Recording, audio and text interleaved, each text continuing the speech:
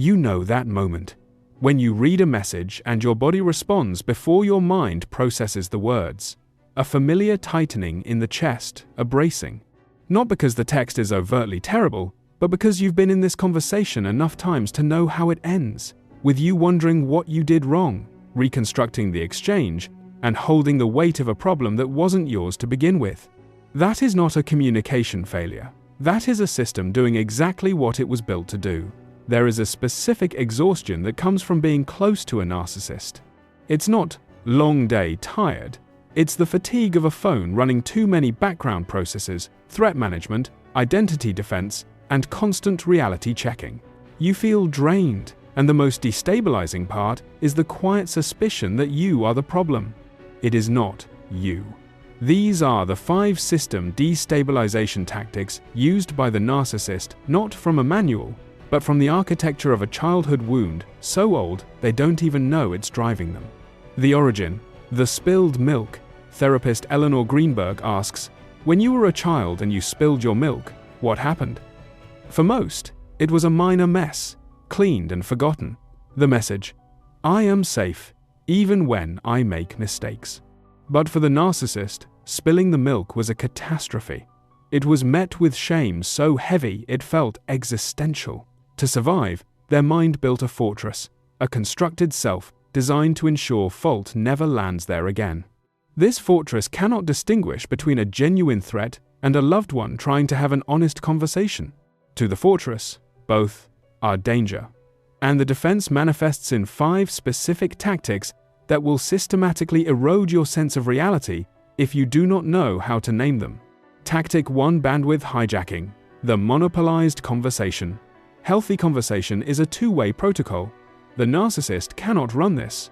To them, every conversation is a broadcast. You are an audience, not a participant. If you share a hard day, they'll listen for 40 seconds before using your words as a bridge to their own, more significant story. It is the loneliness of presence without contact. If you raise feelings, they will not be processed. They will be evaluated for whether they constitute an inconvenience to the constructed self. If they do, they will be invalidated. Your memory is wrong. Your feelings are an overreaction. Your needs are unreasonable. Not because the narcissist is lying necessarily, but because their system genuinely cannot process external emotional data that doesn't serve the architecture's stability. Tactic 2: the hierarchy algorithm. Here is the thing about narcissists that confuses people at first. They do not always seem arrogant. Some of the most effective narcissists are charming, warm, apparently self-deprecating, and socially fluent. They read rooms quickly. They adapt. What they do not ever stop doing, regardless of how the exterior appears, is running the hierarchy algorithm. This is a continuously active background process that evaluates every interaction, every room, every relationship for a single output, relative status. And the required output is always the same. I am at the top. I am the standard. I am the most significant person in this exchange. This process is not vanity. It is structural defense. The constructed self was built specifically to overwrite the original self-assessment, the one that the spilled milk and everything like it installed. So it requires constant, active reinforcement. Every comparative win is fuel. Every perceived slight is a threat to the architecture. In practice, this manifests as a pattern of systematic diminishment, not always through aggression, but through quiet comparative commentary, a passing observation about your choices, an unsolicited assessment of your work's limitations, a story that positions them as the one who did it earlier, better, more significantly. None of it large enough to call out directly. All of it accumulated over time, producing a specific effect. You begin to shrink. Tactic 3: admin exception protocol. Every functioning social system, a relationship, a family, an organization runs on shared agreements. You treat me the way I treat you. What applies to me applies to you. The rules are mutual. This is so foundational to human cooperation that most people never consciously articulate it. It is simply assumed. The narcissist has unilaterally revoked this assumption for themselves. Not because they cannot understand reciprocity, they understand it perfectly, they enforce it on everyone else. The exemption is not an intellectual failure, it is a structural one. External authority rules, standards, accountability represents a threat to the constructed self-supremacy. If the rules apply to everyone, including me, then I am not above, and the entire architecture requires above. In relationships, this is specifically corrosive because the asymmetry is rarely stated directly. It operates as a felt reality. Your needs are negotiable, theirs are not. Your apologies are required, theirs are optional. The rules about honesty, respect, and consistency apply to you. When they are violated by the narcissist, the violation is justified, explained, or made your fault for having the standard in the first place. The damage here is cumulative and insidious. Over time, you stop raising things.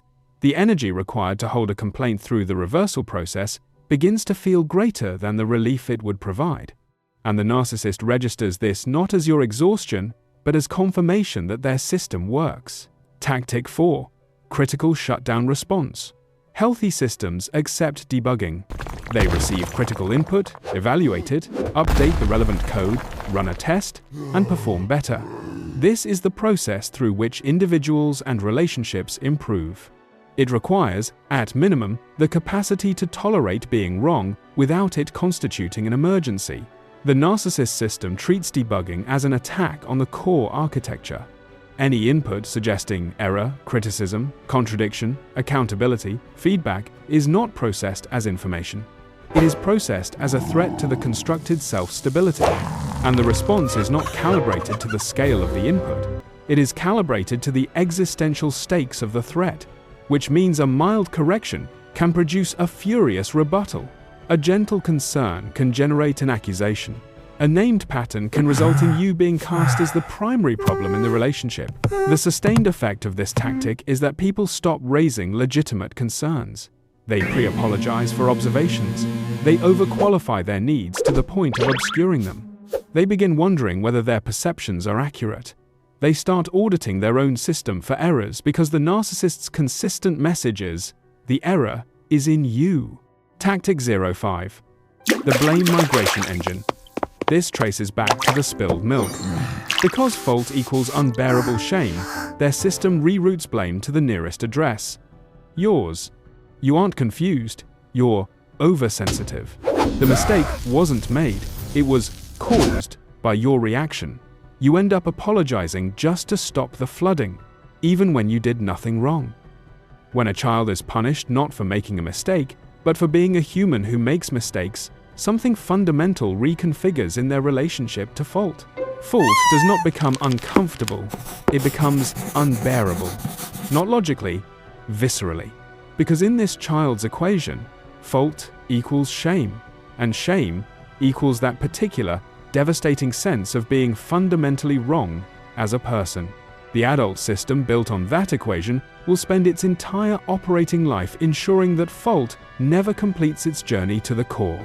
And it has developed, through decades of practice, a mechanism that reroutes fault in real time, automatically, fluidly, without apparent effort to the nearest available address, usually yours. Understanding these tactics isn't about excusing them. Knowing the origin of a virus doesn't mean you let it stay in your system. Trust your logs. When your reality is being rewritten, write things down. Firewall your boundaries. A boundary is not a negotiation, it is your follow-through. Sever the link. Someone treating your needs as irrelevant is not evidence that you are irrelevant. It is only evidence of their defense architecture. You are not the spilled milk. You never were. 5 tactics. 1 origin wound. 1 result if you don't understand what is happening. A slow, quiet erosion of your own sense of reality. Now you understand what is happening. If this gave your system an upgrade, subscribe, because what comes next goes even deeper. And if someone in your life needed to hear this today, send it to them. Sometimes the most powerful thing you can give someone is the language for what they have been experiencing without words. Keep your firewall strong.